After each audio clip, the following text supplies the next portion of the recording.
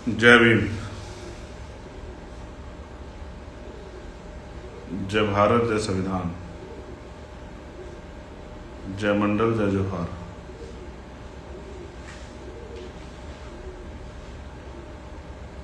आज का ये महत्वपूर्ण लाइव जिस पे मुझे आपसे बात करनी है, जो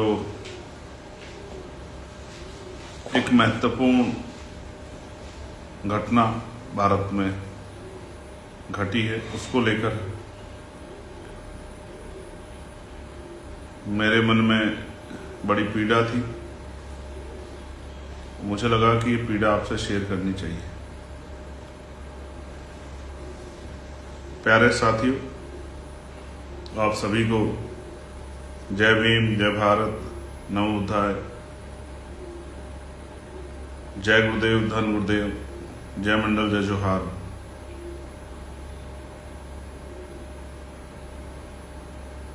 मैं सभी संतों, गुरुओं और महान पुरुषों को नमन करता हूँ, जिन महान पुरुषों ने अपने जीवन का एक बहुत महत्वपूर्ण योगदान एक समय और अपना पूरा संघर्ष हम लोगों के लिए किया है। प्यारे साथियों, देश पे एक विपदा की घड़ी आई और इस विपदा की घड़ी में हम सब लोगों को एकजुट होकर देश के साथ खड़ा होना चाहिए, क्योंकि बाबा साहब अम्बेडकर ने भी कहा था कि हम प्रथम और अंत्य भारतीय हैं। प्यारे साथियों, जो आज पीड़ा हमारे देश में हुई है, जिसमें हमारे देश के 26 निर्दोष भारतीयों का खून बहा है, जब मैंने सुना तो मुझे बड़ी चिंता हुई और मैं सो नहीं पाया। मैंने लगातार कोशिश की कि घटना पे मेरी निगाह बनी रहे, और क्योंकि तत्कालिक रिएक्शन जो है बिना जानकारी के वो बड़े कठिन होते हैं, इसलिए तत्कालिक रिएक्शन ना देकर मैं इंतजार करता रहा कि सरकार क्या क्या कर रही है। प्यारे साथियों, एक बात मैं स्पष्ट कर देना चाहता हूं कि हमारे 26 निर्दोष नागरिकों पर जो हमला हुआ है, उनकी जो शहादत हुई, इस विषय को किसी भी तरह स्वीकार नहीं किया जा सकता है।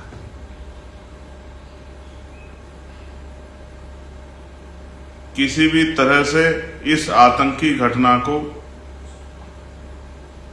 जिसमें सफाई नहीं दी जा सकती है,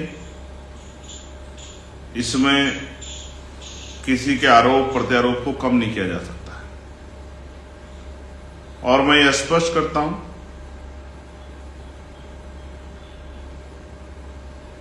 ये हमला हमारे देश पे हमला, हम सब पे हमला है।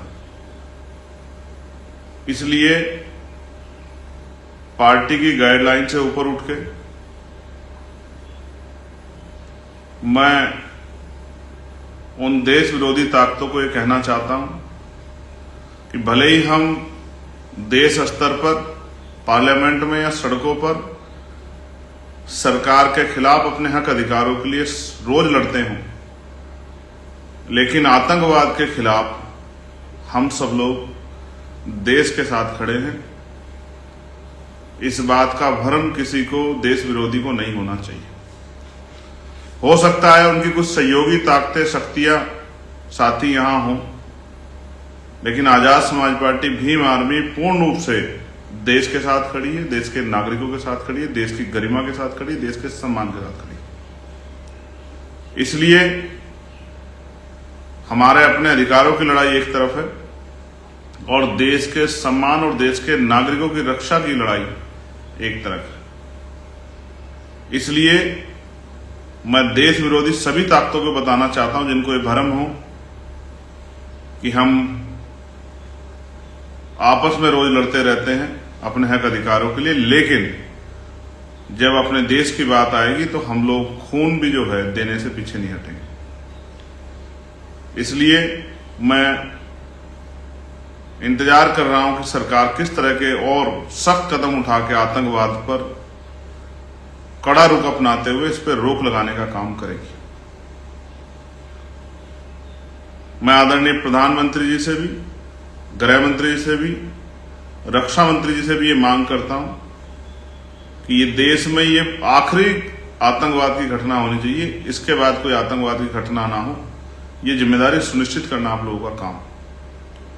इसलिए मैं पूरी जिम्मेदारी से आजाद समाज पार्टी भीम आर्मी की तरफ से इस हमले की कठोर निंदा करता हूं और इस हमले में शामिल चाहे वो आतंकवादी देश के अंदर के हों या देश के बाहर किसी देश के हों, उनको चिन्हित करके उनको बिल से निकालकर उन पर सख्त कार्रवाई की जाए, ऐसी भी मैं मांग करता हूं। ऐसा ना हो, मेरे मन में कुछ सवाल भी हैं, ऐसा ना हो कि पुलवामा के तरह 5 साल तक इसकी जांच भी अंधेरी पोटली में पड़ी रहे। मैं ये भी मानता हूं कि अगर पुलवामा की जांच हो गई होती और उस जांच में जो चूक हुई है, उस समय उस घटना में जो चूक हुई, अगर उन चूक पे काम हो जाता तो शायद ये घटना पहलगाम वाली ना होती। मैं ये भी मानता हूं। मैं ये भी मानता हूं कि कुछ कहानियां भी ऐसा लगता है जैसे रची गई, हालांकि मैं देश के साथ खड़ा हूं, जिनमें धर्म के आधार पर हिंसा की बात की गई, लेकिन वहां मैं ये भी मानता हूं कि आतंकवाद का कोई चेहरा नहीं होता, उसका कोई मजहब नहीं होता, उसकी कोई जाति नहीं होती, उसका कोई जो है उसके दिल में आतंकवादी साधु नहीं होते, संत नहीं होते हैं।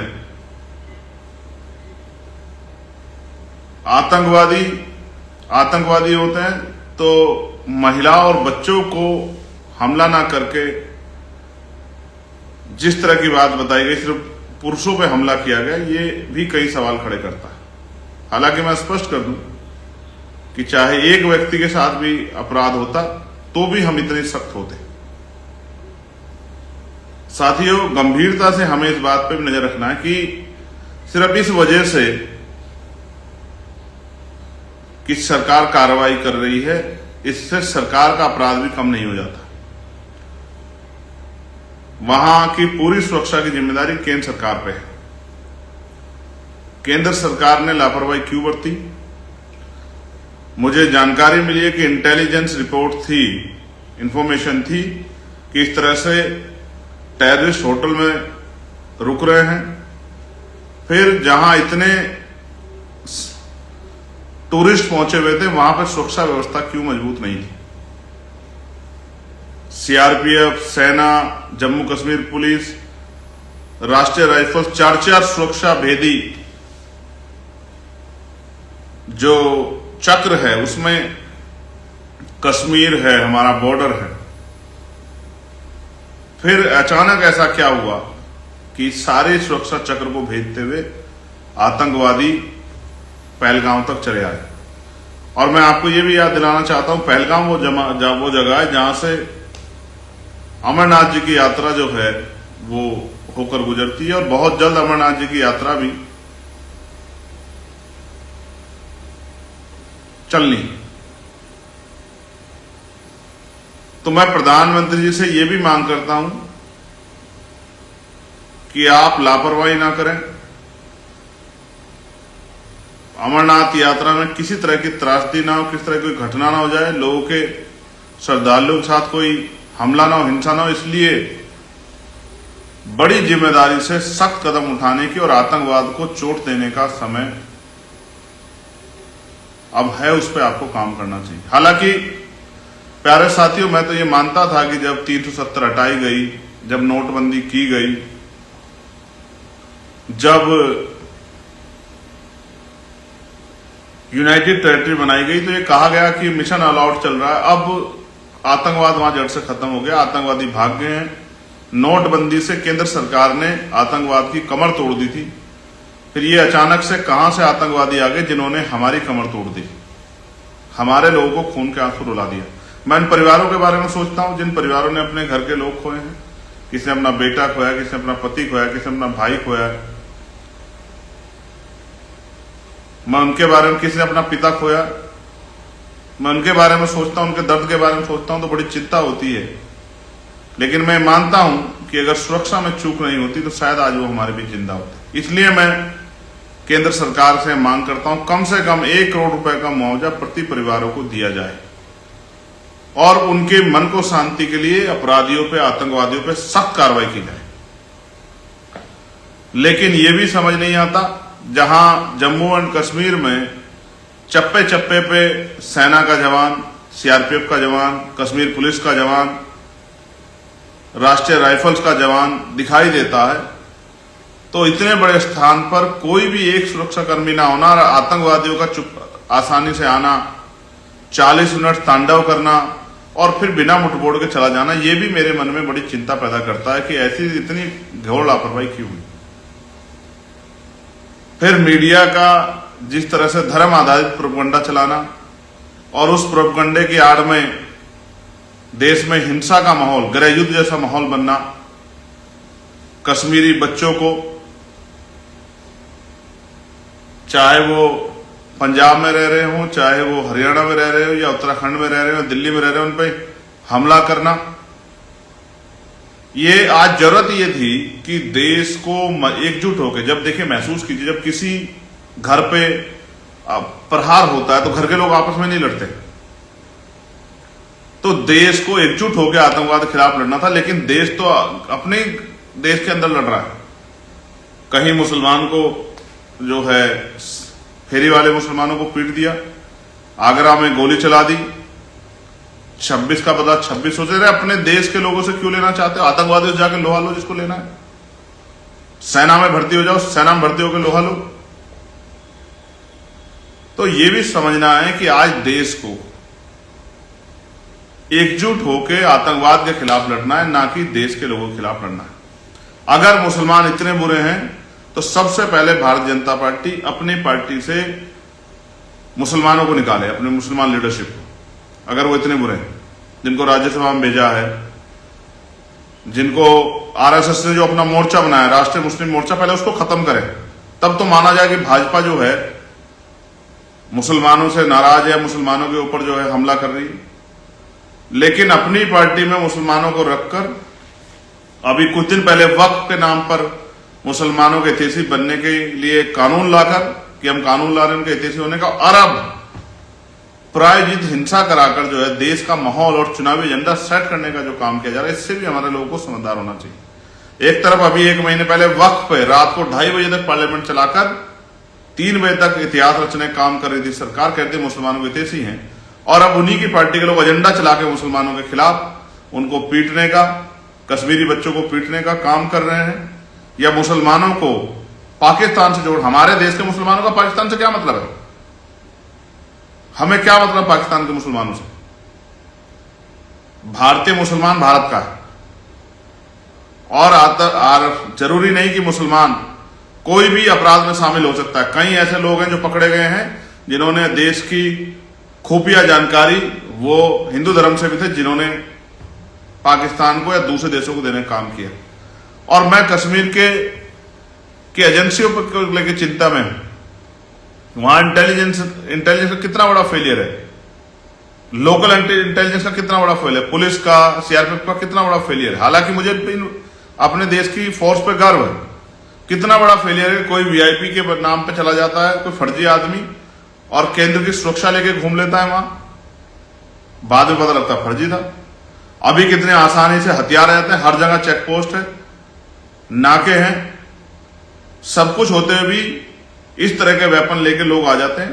बड़े चिंता का सबब है, मन में बड़ी पीड़ा, कितने लोगों की जान चली गई और हम हाथ पे हाथ धर के बैठे रहे, और वो आए मारकर चले गए। कितना हीरोपन हुआ, कोई मुठभेड़ नहीं हुई, सिंगल गोली नहीं चली। मैं ये चाहता हूं, मेरे मन में इच्छा है कि इन अपराधियों को, आतंकवादियों को पकड़ा जाए और इनको फांसी की सजा दी जाए, जिससे कि अपराध करने से पहले 1000 बार उनके पैर कांपे, जो आतंकवाद में लिप्त होकर या जिनका ब्रेन वॉश करके जो है, चाहे वो देश के हों, देश से बाहर किसी देश के हों, जिनको हथियार बना के देश में हिंसा कराई जा रही है और देश के लोगों का खून बहा जा रहा है। मुझे ये भी पता लगा मीडिया के द्वारा पीड़ितों को सुनने के बाद कि साहब उन्होंने धर्म देख के मारा। ये कौन सा मजहब है जो धर्म देख के मारने को सही सिखाता है? ये मुझे भी जानकारी मिली कि 1.5 घंटे तक ना कोई एम्बुलेंस पहुंची, ना कोई सुरक्षा का जवान पहुंचा। ये बड़ी चिंता का सबब है। जहां घाटी में एक गोली की आवाज मीलों दूर तक जाती है, वहां इतनी फायरिंग हुई, इतने लोगों की जान चली गई, तांडव हुआ सबका। मैंने सुना कि अगर कोई आ जाता, 1.5 घंटे लोग तड़पते रहे, मेडिकल फैसिलिटी मिल जाती, लोगों की जान बच जाती। ये बड़ा चिंता का सबब है। और ऐसा नहीं है कि आतंक पहले कठुआ में